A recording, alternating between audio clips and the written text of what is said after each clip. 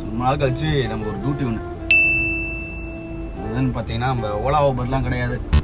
இந்த டெலிகிராமில் 247 குரூப் இருக்கு இல்லையா, அதெல்லாம் எடுத்து duty Tiruvannamalai up and down duty ஒன்று வந்தது.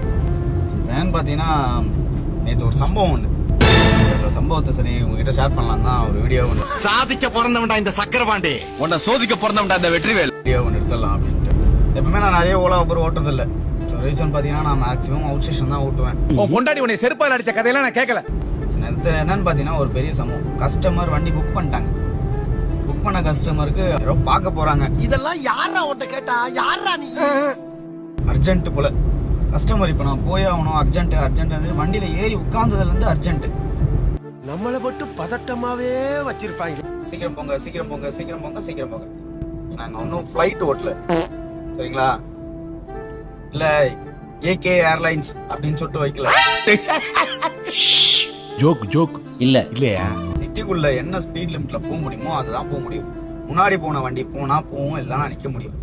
லெஃப்ட்ல பைக்கார ஏறி போனா, ரைட்ல ஆட்டோக்கார ஏறி போறாரு, நீங்க போங்க போங்க போங்கன்னா எப்படி அந்த சந்துக்குள்ள உங்களை வண்டியில வச்சுட்டு தலைமையில தூக்கிட்டு ஓட முடியுமா? மென்டல் ஹாஸ்பிட்டலுக்கு ஃபோன் பண்றான். கொஞ்சமாவது யோசிச்சு பேசுங்க. ஏதோ நீங்க வண்டி புக் பண்ணிட்டீங்க, நான் சீக்கிரமா போகணும் அப்படி சீக்கிரமா போகணும்னா ஒரு 1 hour முன்னாடியே கிளம்புங்க.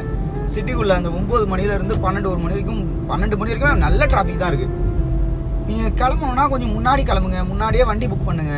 அந்த டைம் கேப்ல தான் நாங்க வர முடியும். நீங்க எடுத்த உடனே நான் சீக்கிரமா போனா கொஞ்சமாவது ப்ராக்டிக்கலா யோசிச்சு பேசுங்க.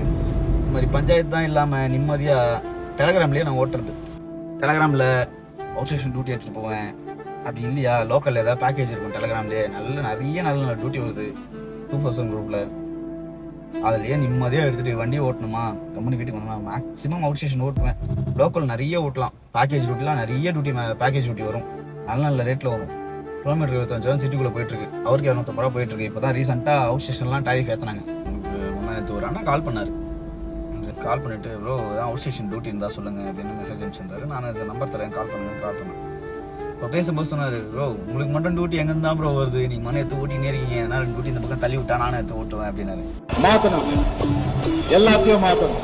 ஓலா ஊபரில் அடிக்கல ப்ரோ, ரேப்பிடோ அடிக்கல, எதுலையுமே அடிக்கல, உங்களுக்கு மட்டும் தான் டியூட்டி வருது அப்படின்னாரு.